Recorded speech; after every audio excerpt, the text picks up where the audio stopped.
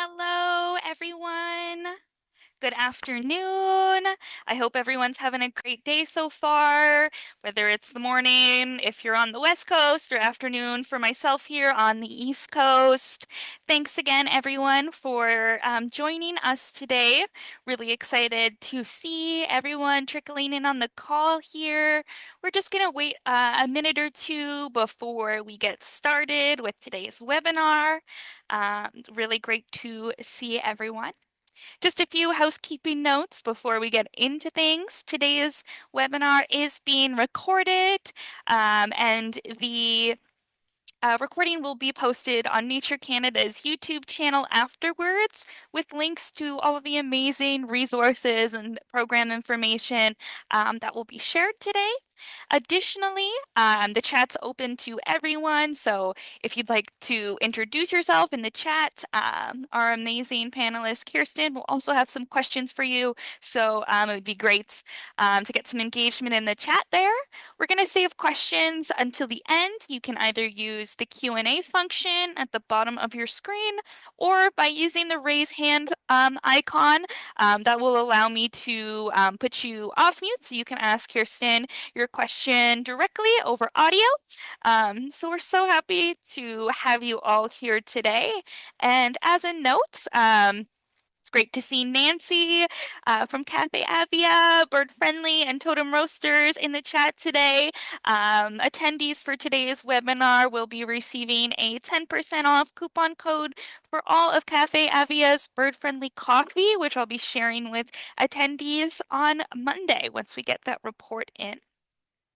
So thank you all once again for being here today. It's wonderful to see you all.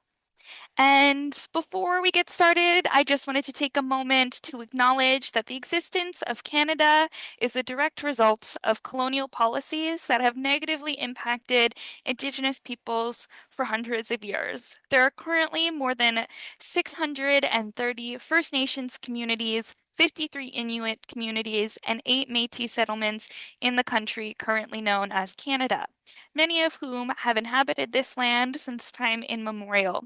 Indigenous nations and peoples from coast to coast to coast play a crucial role in stewarding the land and protecting the species that we all rely on.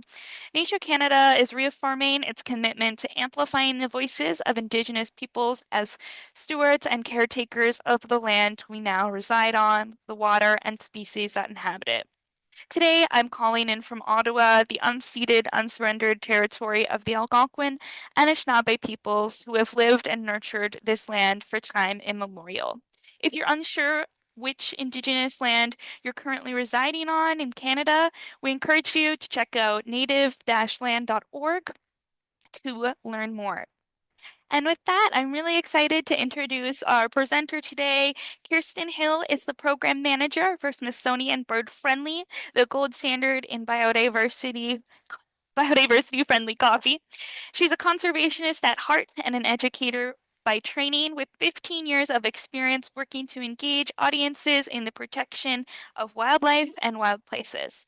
As the bird friendly program manager, Kirstin works alongside coffee companies to increase consumer awareness and support for bird friendly certified coffee, building a stronger bird friendly community. And with that, I'm so excited to pass it over to Kirstin for today's webinar. Thank you. Thank you so much, Autumn, and thank you to everyone who is joining us today on this webinar. It's a real pleasure to have the opportunity to speak with you all, and thank you to Nature Canada for inviting me to jump on and to share a little bit more about our Smithsonian Bird Friendly program. So I see a lot of folks introducing themselves in the chat. It's really wonderful to see where you all are coming from. Some are close, close by to us in Canada. Others are coming in, tuning in from around the world, which is really fantastic. So welcome to everyone, and thank you all for being here. I'd like to get us started just with if you have that chat open, that's great. Let's continue to use that. I'd love to know, just for the folks who are on the call today, how familiar are you with Bird Friendly? Is this something you're just learning about for the first time? Maybe it piqued your interest. You've said, "Hey, like this sounds interesting. Let me hop on." Maybe you've heard about it, but you're not really sure what it's all about. You don't know quite what the bird friendly term means. Maybe you know a little bit, but you're curious to learn more. Or if you consider yourself a self-proclaimed bird friendly expert, I'm ready to learn from you as well. So I'd love to kind of hear a little bit more about where you're coming from today. So uh, great. I'm seeing some responses coming in already. Fantastic. Folks who are just learning, folks who have purchased and are interested in bird friendly, which is really great. Curious to learn more, tasting some samples. Uh, Excellent. That's so great to hear. So yeah, keep sending those in. It's really great to kind of hear where folks are coming from. That helps me also kind of make sure that I'm sharing with you the information that's the most helpful for everyone who's on the call. So with that, we can go ahead and get started.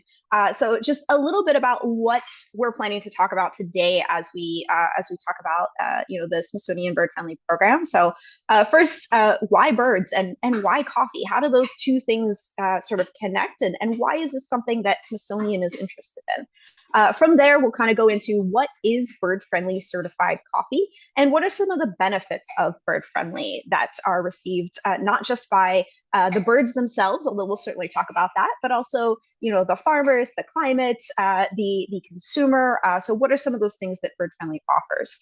And then we'll kind of close with how to bring bird friendly to your community. So I know there's a lot of folks on the call that are participants in the Bird Friendly Cities program, which is fantastic. I would love to see more bird friendly coffee more readily available in Canada.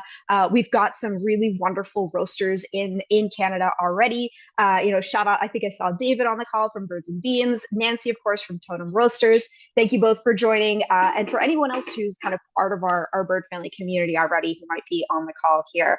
So would love to kind of see more bird friendly coffee become more available within this community. So we'll talk a little bit about what that can look like for you all as well. So, by way of introduction, we're just going to start off telling a little bit about sort of who I am and sort of where we're coming from. So, Autumn gave that fantastic introduction. So, I'm a program manager for the Smithsonian Bird Friendly program.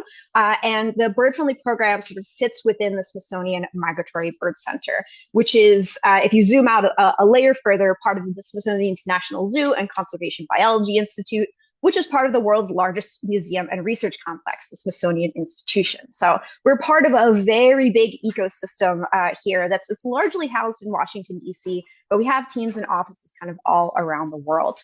So Smithsonian is comprised of 19 museums plus the National Zoo with research projects and stations found globally. The Bird Friendly program itself has folks based out of the National Zoo and Conservation Biology Institute, as well as the Smithsonian Tropical Research Institute in Panama. The Migratory Bird Center itself was founded in 1991, but the work around migratory birds started long before that. We'll get to that in just a little bit. And our work is largely dedicated to understanding, conserving, and championing the grand phenomenon of bird migration.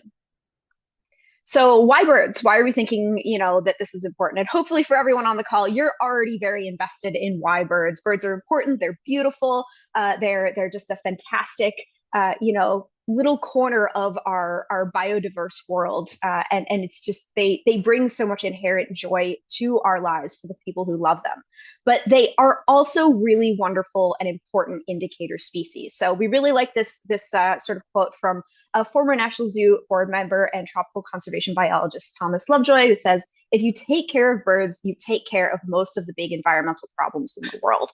So when we think about this and kind of sum it up, it's thinking, if bird populations are healthy, if they're doing well, if they're thriving, it's usually the sign of a healthy ecosystem where lots of other, types of flora and fauna are going to be thriving as well. Conversely, if the bird population isn't doing great, there's maybe signs of some things that aren't great that are happening within that ecosystem. So rarely is it that birds aren't doing well, but everything else is doing just fine.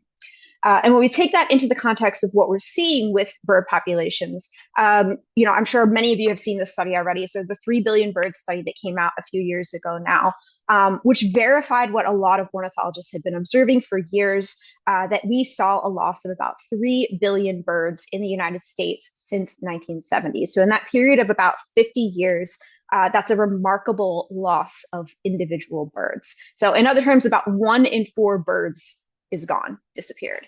And when we think about that specifically through the lens of migratory birds, that's a significant portion there. So that's 2.5 billion of that 2.9 billion birds were migratory species. So that's looking at almost a 30% population loss.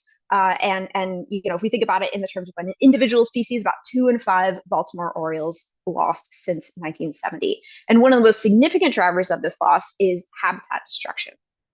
When we think about habitat destruction for birds in particular, and when migratory birds especially, tropical deforestation is a huge driver for that. So the map that you're seeing here is sort of those areas that you're seeing in pink here. That's the forest loss that we're seeing in that period between 2000 and 2017. So these are in some of these really important biodiversity areas, those high impact areas. So this is obviously impacting migratory birds who are spending time in different areas in different parts of the year. So conservation of migratory birds can become particularly challenging because they spend so much of their year in different areas. So it's not like you can just conserve one patch of land or one area and really focus all of your efforts there. No, you have to think about where they're spending their time in the breeding grounds up north, in the overwintering grounds down south, and all of those stopover spots in between. So for the Smithsonian Migratory Bird Center, to bring it back to kind of the work of our program, this has kind of been one of the challenges and one of the areas of focus is understanding where are these birds going, where are they spending their time, and how can we be acting in ways that are going to help conserve these important species.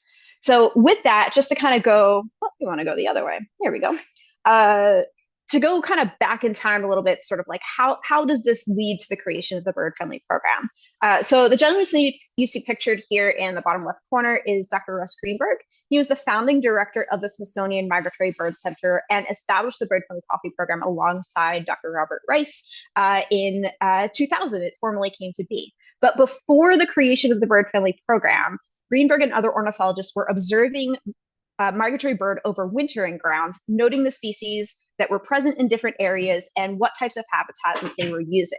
And what Greenberg discovered specifically in Mexico in the late 80s was that in coffee plantations where coffee was being grown underneath the shade of native trees, which is the way coffee was originally grown, that there were lots and lots of migratory birds. So it was almost like this oasis for migratory birds on these shaded coffee areas. So what kind of stemmed from that was just sort of an idea, a discussion that maybe is there a way that we can dig into this a little bit further to understand what it means for us to perhaps preserve land on these coffee farms that seem to be a great area for migratory birds to be living and thriving, and then how does that factor in? How can we use that to potentially help protect these birds that are otherwise already kind of starting to disappear, even in the 80s here?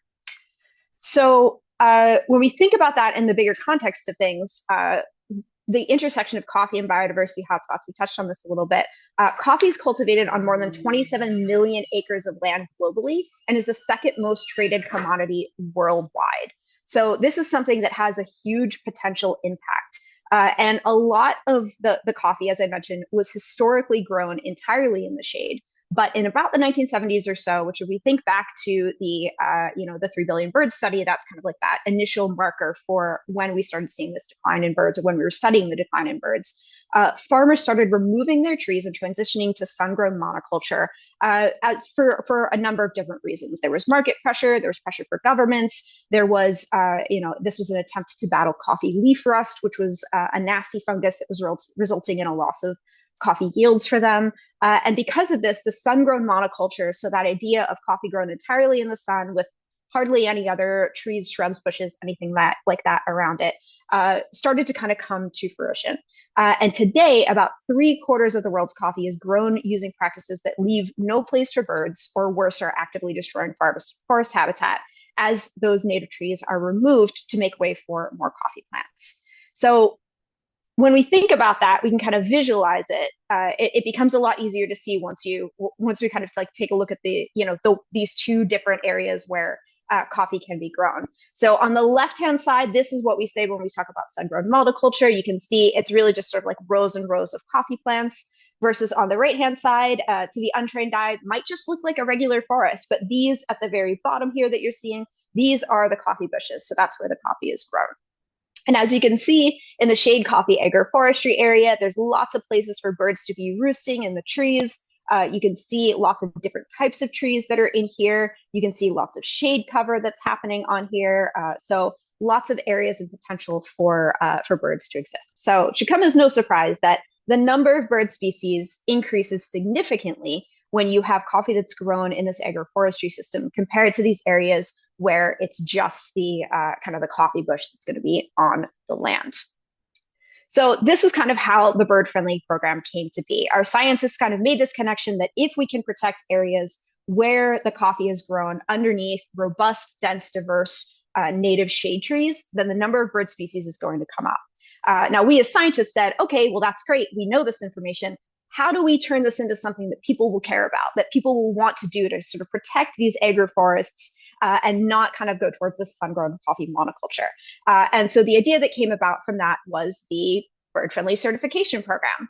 So this was sort of a market-based incentive that folks created to try to incentivize farmers to preserve that agroforestry growing system on their land, to preserve all those native trees that are on there, and to give them a market for that. So for the consumer, for folks like you all, and the people in your communities and in your programs who care about birds, who want to vote with their wallet, who want to kind of support products that are doing right by the environment, this was going to be a mechanism for that. So if people wanted coffee that was good for birds, that was good for biodiversity and lots of other things, they could now look for this bird-friendly coffee. And that would give farmers that incentive that they could charge a little bit more for their coffee because it was certified as Smithsonian Bird Friendly. So our certification criteria kind of came about, developed by Smithsonian ornithologists. The main foundations of the criteria are 100% organic. So organic is a prerequisite for bird friendly. So in order for a farm to become bird friendly certified, they have to already have organic certification or demonstrating organic practices through participatory guarantee system, which is an alternate verification method for organic as part of their way that they manage the farm. The farms also have to be 100% deforestation free for a period of at least 10 years. So no deforestation happening on the land, no conversion to agriculture in that sense. So we really want to reinforce that for at least that period of 10 years. And then 100% product purity for the end consumer. So what that means is that every bean in a cup or a bag or container of bird-friendly certified coffee is coming from these farms that are protecting high quality habitat for birds and biodiversity. And as a result, we have 100% of certified farms that are conserving biodiversity. And we'll talk more about what that certification criteria means in just a little bit.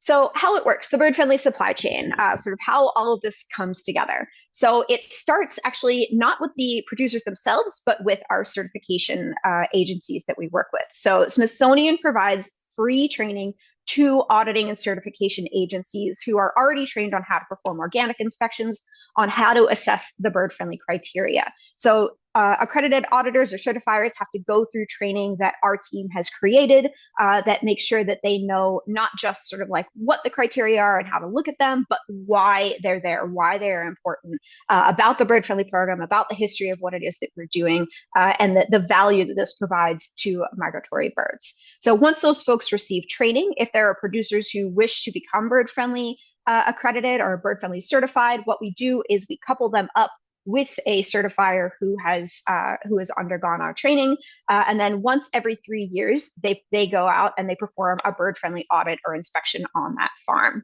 And if they meet all the criteria that we'll talk about in just a little bit within our certification, then they are allowed to sell their coffee, to trade their coffee as bird-friendly for that period of 3 years. So currently within our program, we have 60 active certifications, and within those certifications, there's over 4,000 individual farms and farmers who are part of our certification program. So this is kind of like the number 60 doesn't seem too big, but a lot of those are comprised of, co-ops and producer groups and folks that are kind of coming together where there's thousands of people that are involved in the growing of coffee in that way.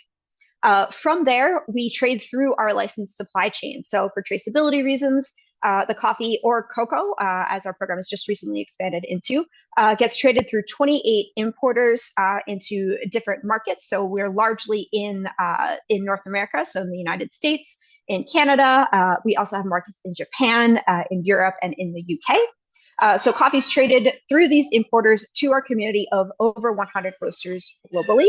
And that's how it makes it out to the millions of consumers who buy bird-friendly coffee each year. And together within our certification, we protect over 34,000 acres of land in 14 countries worldwide with over 3 million pounds of coffee that's sold annually. So mentioned a little bit about sort of the ways that folks can become bird friendly certified, the certification pathways that are there. So as we mentioned, the prerequisites to that are organic and deforestation. And then the biodiversity conservation component can be achieved in one of two different ways. So we have our agroforestry component and our forest conservation component, which was just rolled out last year. So a little bit more about that. When we talk about agroforestry, we talk about the coffee that's grown underneath the shade. The mandatory criteria that we look for are a minimum of 40% shade cover. So if you imagine yourself walking into a coffee farm, coffee forest, you take a look up, about 40% at least of the what you're going to see is going to the sky is going to be obscured by the leaves provided within that shade canopy. So we want to look for that 40% shade cover on average when we're doing these inspections at the farm level. We also want to see at least 10 tree species, with the majority or at least 60% of them being native trees. So trees that are going to be found naturally in that environment, as opposed to introduced or non-trees, which tend to support insects that don't have as rich a nutritional complex for the birds that are going to be eating them.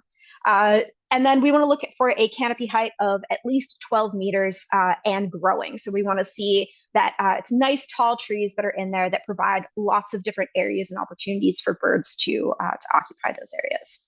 We also have a series of recommended criteria that we look for that largely kind of come together as just things that tend to make the farm look more like a forest than a farm. So those are things like structural diversity. So we want to see different layers, different strata. So here in the image, you can see there's the coffee on the bottom. We've got another sort of layer here. And then as we go up, there's higher and higher trees. So those different layers, that structural diversity is helpful for birds in sort of creating the most beneficial habitat for them. We also want to see the producers maintaining things like stumps and snags, even dead trees on their land, which make for really great areas and opportunities for birds to burrow. We want to see epiphytes, so things like ferns and bromeliads kept on the trees and not removed. If there's a river or a creek on the land, we want to see a riparian buffer that's there. So that kind of helps prevent runoff and things like that happening into the water. It just leads to a healthier ecosystem overall. So we have these recommended criteria that are, if applicable, we want to see producers doing those things, and then these mandatory criteria as well. When we think about the forest conservation pathway, this is sort of, as I said, a new pathway that rolled out as of just last year. So the reason why this came about is our team was doing some research into the types of birds and how they are using different areas in and around coffee farms. And what we discovered is that there are forest specialist species that won't go into the agroforestry growing systems. They require completely untouched forests. So even in those robust agroforestry systems, they weren't necessarily using those areas. And these are birds that tend to be of high conservation concern.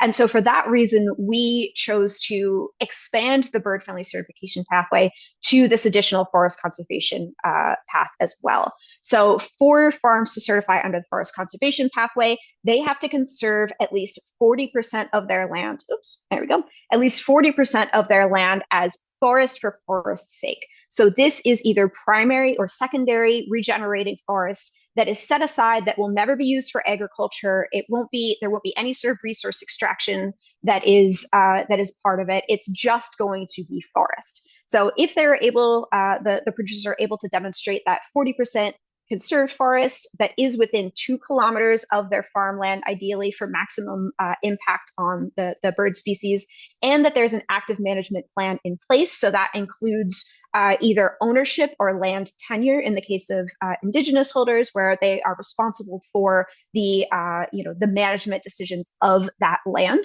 And as I said, no resource extraction, then farms are able to qualify under this forest conservation standard of keeping pristine forest as part of their land. And then in this case, the agroforestry criteria that we mentioned on the previous slide becomes recommended. So we recommend that they keep that robust agroforestry system, but they don't necessarily need to meet all the criteria under agroforestry in order to achieve certification through the forest conservation pathway. So with that, question for you all, because I've been doing a lot of talking. You feel free to add your best guesses or your answers in the poll. How many bird species do you think benefit from bird-friendly coffee? I'd love to hear your guesses. Autumn says 150. So does Ashley. I like it. 350, 1,000, 496. These are great guesses. I love it. 350 says Barb. 243 from Jamie. All of them. Jason, I like that answer. Excellent. I like seeing these guesses come in. Fantastic. So I'm seeing a lot around the 250, 300 realm. Over 9,000 says Shane. So yeah, so they're generally speaking, when we think about it, 1 in 10 bird species globally utilizes habitat on or near bird-friendly farms. And these numbers are just from one individual study in Peru that our team did. So when you take a look at sort of the difference between how many birds are protected or can be supported through coffee farms in full sun monocultures versus partial shade versus bird-friendly shade, you can see how that bird-friendly difference really compounds over time. So in full sun in Peru, we found there were about 61 bird species that could be supported through those growing systems. In partial shade, so in areas where there were some shade trees, it could be construed as a shade-grown coffee, but wasn't sort of this robust agroforestry meeting the bird-friendly criteria. You do see a jump, but it's only up to 79 from 61. However, when you make that transition to bird-friendly certified shade, you're seeing a jump to 243 bird species. So this is, again, just on the study that we did in Peru. So all those folks who said sort of, in that 250 realm, yes, you are correct, but that's just sort of looking at one area here, which is pretty remarkable. So with this, it's about 4 times more birds can be protected through bird-friendly shade-grown study agroforestry compared to the full sun monoculture. But it's not just birds that are benefiting through these practices. It's wildlife, it's people, it's the climate. There's lots of other ways, that bird friendly is sort of making that difference to create a healthier ecosystem. So when we think about other small animals that might be benefiting, so amphibians, small mammals, insect communities, even some larger predators we're finding. We're actually in the middle of doing a really interesting project right now that's going to provide a corridor for Andean bears in Peru, where they're going to be, kind of have this habitat that's protected through bird-friendly farming systems, which is really fantastic. So lots of different animals that are benefiting from these things that were created for birds. But if you remember all the way back to the beginning, what's good for birds is good for a lot of different things. So many different animals that are going to be benefiting from bird-friendly farming systems. It's also a more resilient farm for the producers themselves. So when you are maintaining those trees on the soil, you have those strong root systems that are kind of shoring up the soil. So in the case of extreme weather, big rainfall, things like that, you're less likely to have your crops washed out, have your soil, kind of all washed out in those instances of rain because you're keeping those big, strong trees on the ground. Similarly, in extreme heat events, the shade cover that's over the coffee that you're seeing, that is protecting the crops from that as well. And then you're also seeing increased soil fertility and moisture by keeping a lot of those native trees and native plants on your land. The soil and the leaf litter that you're getting on there is going to be a healthier soil, and it's going to be better for producers as they're growing their crops. And then the trees themselves that are being maintained on the land, they're sequestering carbon, which is of course critical in the fight for climate change, as they draw that carbon out of the atmosphere, out of the air, and sort of store it in that tree mass. And then the farms themselves, they can actually help farmers earn more money. So in many cases, in those shade-grown agroforestry systems, farmers will use bananas, plantains, avocados, limes, lots of other fruit and bearing trees as part of that shade canopy. And so for that, what they're able to do is then sell those items as well. So if something happens with their coffee crop, they have a secondary source of income coming through, through that, those additional things that are being grown on the lands there. And then, of course, they do have that ability to sell their coffee at a premium for, with that bird friendly designation attached to it. And since we're building that market, working to kind of get that there, that's providing an additional incentive for them as well. And then in return, as they're doing all of the producers are doing these things that are great for birds, the birds are returning the favor as well. So there's lots of ecosystem services that are provided by birds. Birds are pollinators, of course. They don't pollinate coffee itself, but they can pollinate lots of other plants that are going to be on the land. They're going to help with insect control. They are going to help with seed dispersal. They're going to help with rodent control. And in particular, there's a pretty nasty bug that's part of the coffee growing world called the coffee berry borer. So they'll kind of just bore into the holes of the coffee cherries, and they make the coffee kind of lose a lot of its high quality aspects. But in the instances of when birds are kind of kept on the land, they're really, really great predators of the coffee berry borer. In particular, the prairie warbler, the black-throated blue warbler, and the American redstart provide these really high instances of predation for these coffee berry borers, which is a great service that they provide to the producers themselves. And then our Kobe brocas, this is one of the graphics that we created. So this is the chestnut-capped warbler. This is something that we've created for folks in coffee producing countries, where we can share out these resources to say, hey, if you see this bird is doing a great job of pest control on your land. So this is sort of a little bit of a superhero bird that's doing some of the work for you. So we have educational resources and things like that for our extension program, where we let folks know sort of what are the services that birds are providing. Why should I want to keep birds on my land? And this is sort of one of them, which we find to be really fun. So time for another poll. I would love to hear from you all in a little bit of seeing if you're paying attention, but also just to kind of see where we're at. Do you think shade-grown coffee is the same as bird-friendly coffee? I would love to hear in the chat. Oh, I see lots of no's coming in. Some emphatic no's indeed. Y'all are a very engaged audience. I appreciate the quick replies. Tell you're paying attention. I love it. Thank you so much. All right, so it seems a resounding no. I think we're at 100%. Nobody's even on the fence about it yet. So that makes me feel good about my presentation skills and sort of the folks who are coming together here. So yeah, you're absolutely correct. So if something is labeled as shade grown or defined as shade grown, it does not necessarily mean that it is bird friendly. It could be, but it's not a one-to-one comparison. So we understand that there's a lot of different certifications that are out there on the market, different terms that are being used. And it can be difficult as a consumer just to kind of understand, like, well, what means what? How do I navigate this? What's going to be best for me and my choices and what I want to be supporting. So we kind of came up with this little table to kind of have as a summary for what this can mean. And so when we talk about bird friendly, within the context of shade grown, the shade cover within the agroforestry systems in particular is strictly regulated. So we have those numbers that are associated with what does that shade mean? What does that biodiversity protection mean? So we have sort of all of this, kind of spelled out within bird friendly. When we compare it to some of the other common certifications or terms that you might see, so for Rainforest Alliance, there are some shade things in there, but they're more along the lines of recommended criteria within their certification system. They do allow for some pesticides, although they do have their own, practices in place to limit the use of pesticides on their lands. And some farms are providing some habitat for birds and other wildlife, but it's not as robust as what you're going to see within the bird friendly system.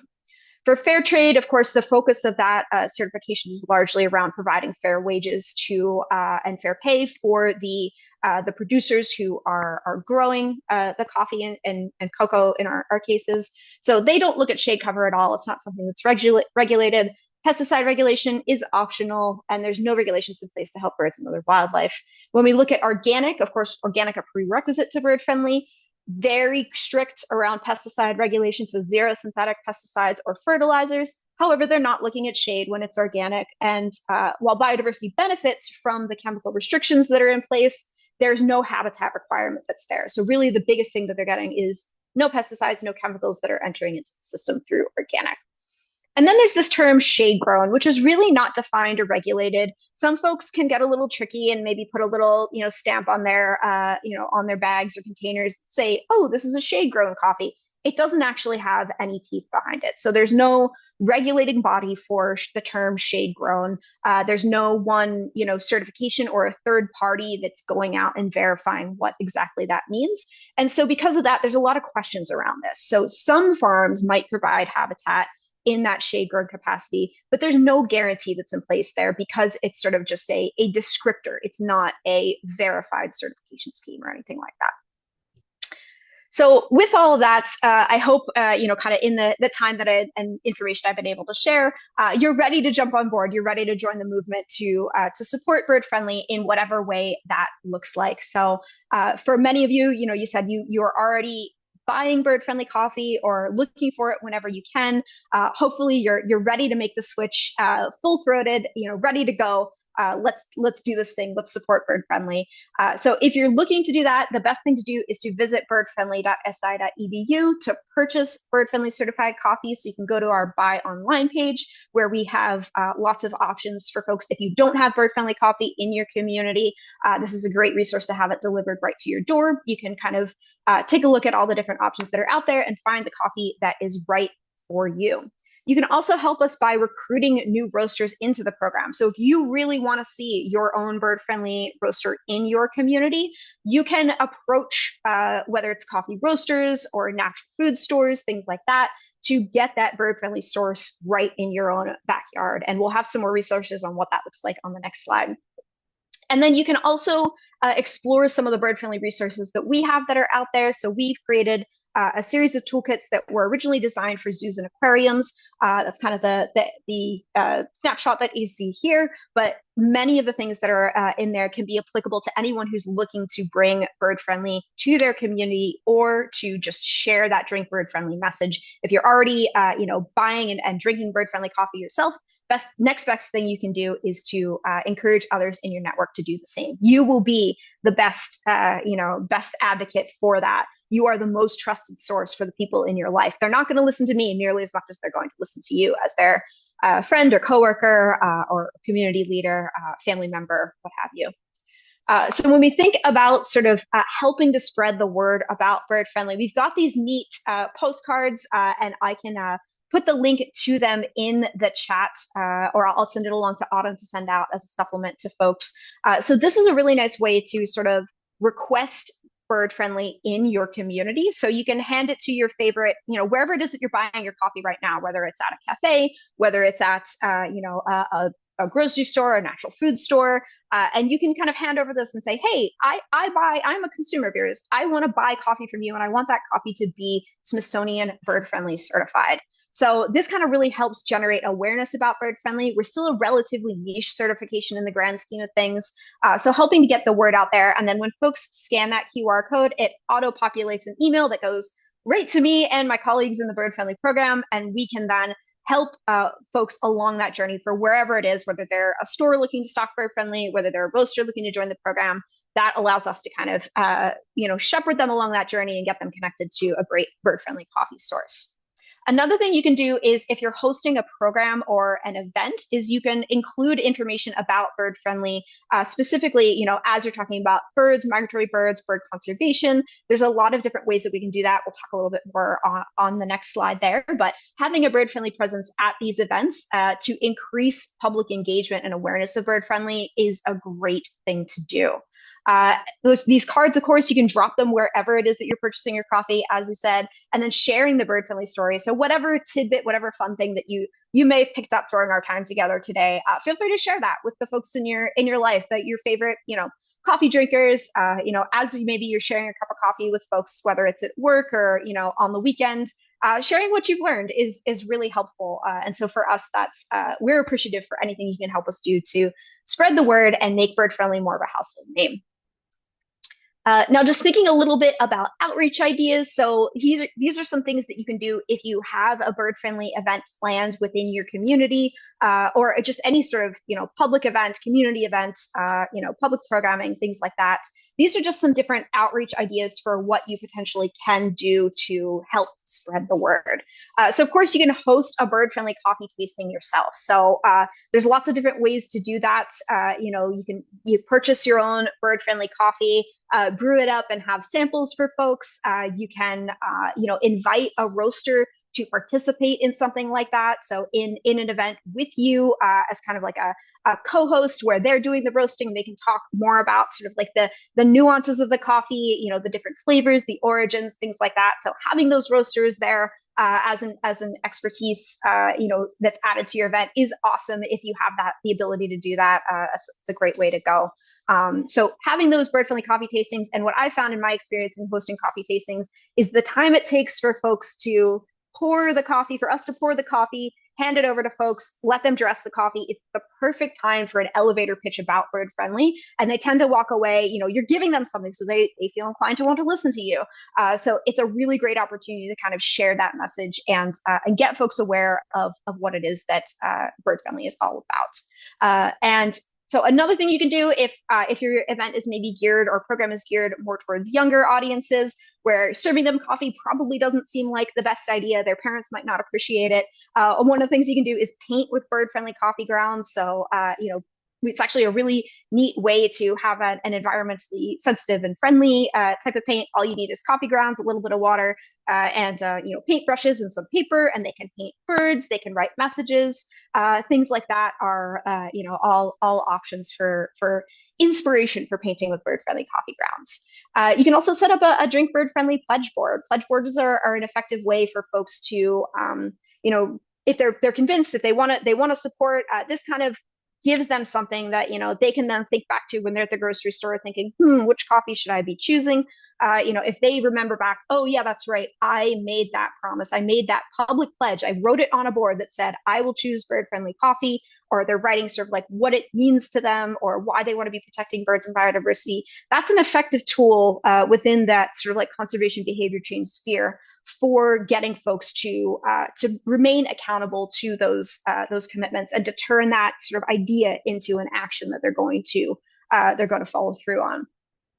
Other things that you can do, which are kind of more along the fun end of things, you can hold a latte art competition. So work with your local, baristas or aspiring baristas maybe to see if people can create their own latte art for bird friendly. Maybe have some folks there to judge. It's really incredible when you have these baristas who are out there who can create these beautiful works of art on their within their coffee. So that can be a fun way to engage folks. You can organize a birding and coffee sip and stroll event. So for, birders tend to be a very, early morning audience. You want to get out there while the birds are out and about. That pairs perfectly with a cup of bird friendly certified coffee. So that's another way you can kind of integrate those two things. And then in many cases, you might be seeing some birds, particularly during, this time of year for us in North America. These are birds that tend to be spending their overwintering period on coffee ground or on coffee growing lands when you're seeing some of the migratory species here.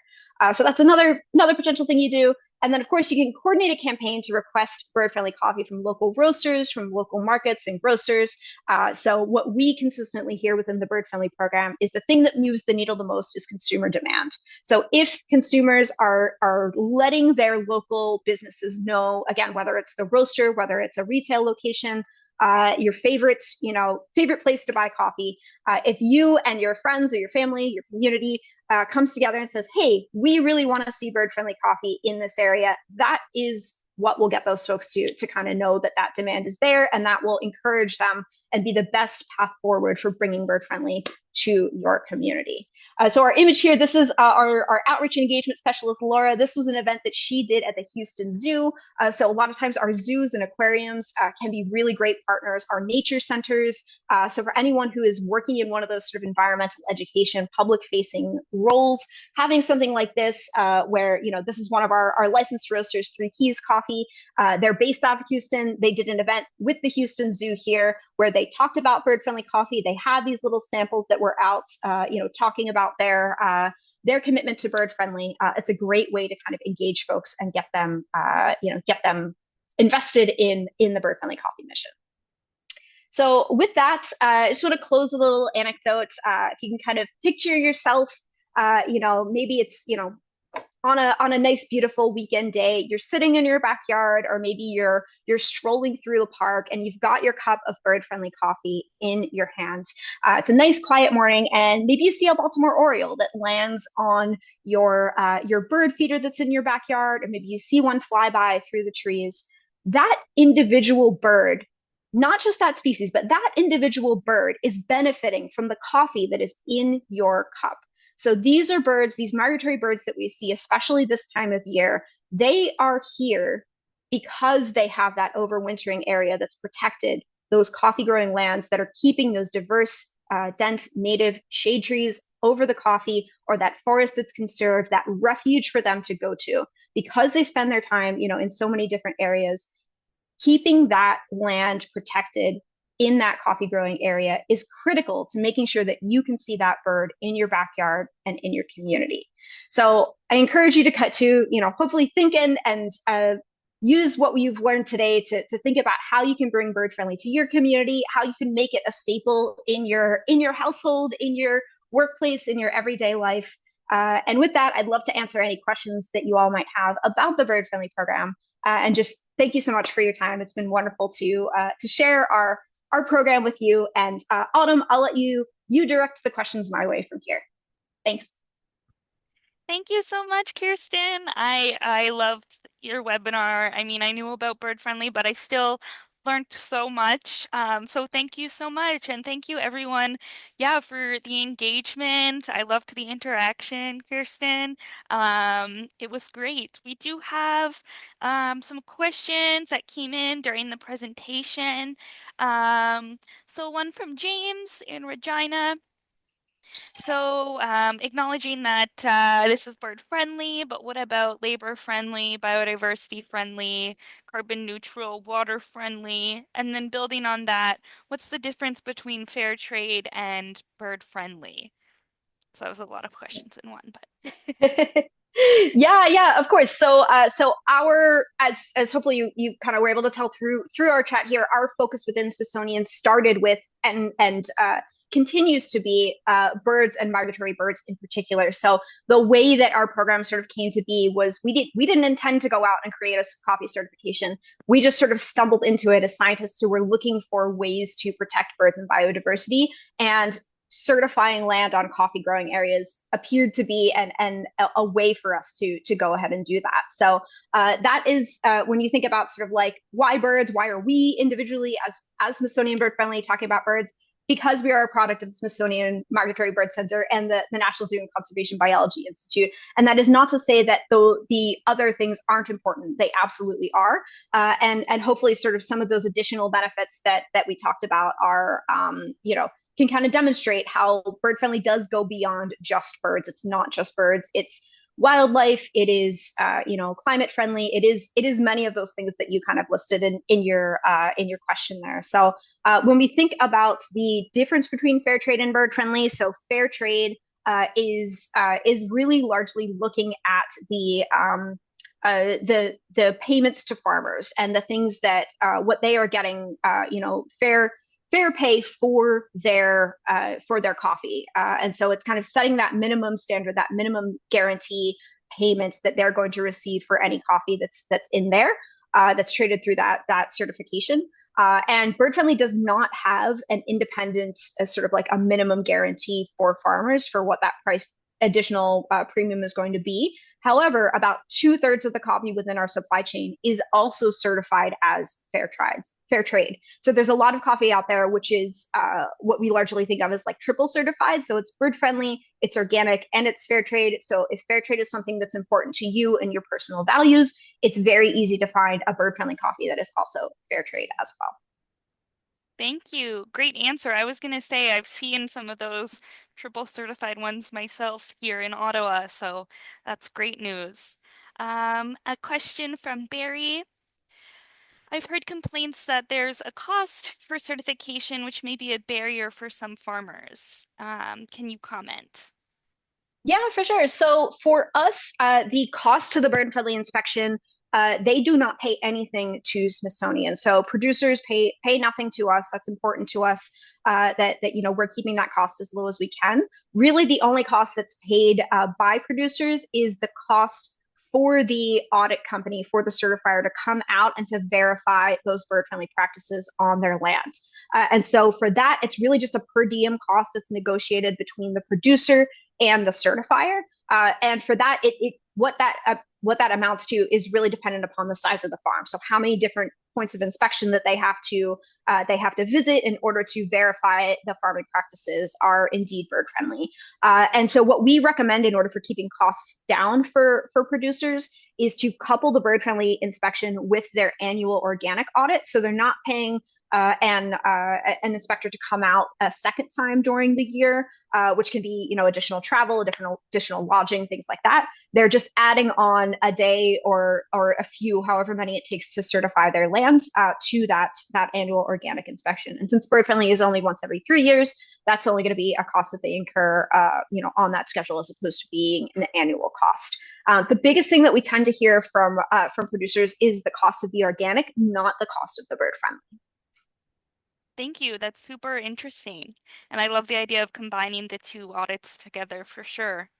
I have a question from Eleanor about London, Ontario's Bird Friendly Sydney campaign. If you're looking to get involved, Eleanor, definitely reach out to them. If you go to birdfriendlylondon.ca, you'll find all their contact information there, social media, etc. And I'm sure they'd be happy to hear from you.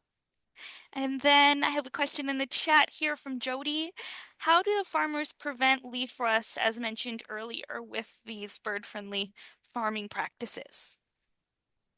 Yeah, that's a really good question. So I know I mentioned kind of coffee leaf rust very quickly, sort of in that the conversion of land from from the shade grown as it was originally to sort of the sun grown monoculture.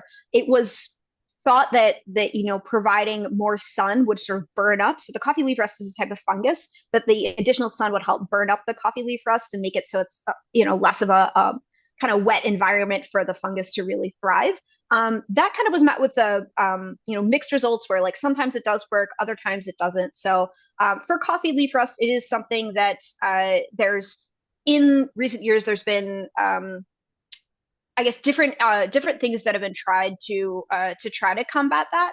I don't know a lot about it, so I would say I'm not the best person to to speak to specifically what works and what doesn't work.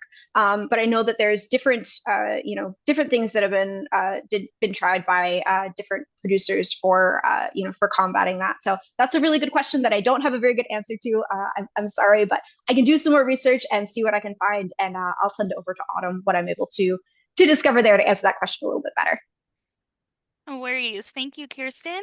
And Elena's wondering if the slide deck can be shared with participants. I'll leave that to you, Kirsten, but I'll also mention that this webinar will be up on Nature Canada's YouTube channel, so you can share it with your friends, family, colleagues, watch it again if there's anything you missed. But yeah, anything about the slide deck there? Yeah, for sure. I'm happy to share the slides. Cool, thank you. Yeah. And then we have some other questions here. I mean, I'm sure it depends on the brand, the roast, and where you might be located in the country, but any chance you might be able to compare conventional coffee prices to bird-friendly coffee prices? Yeah, for sure. So I don't know how many folks on here. I know at least a couple of our roasters are on and can speak to this a little bit.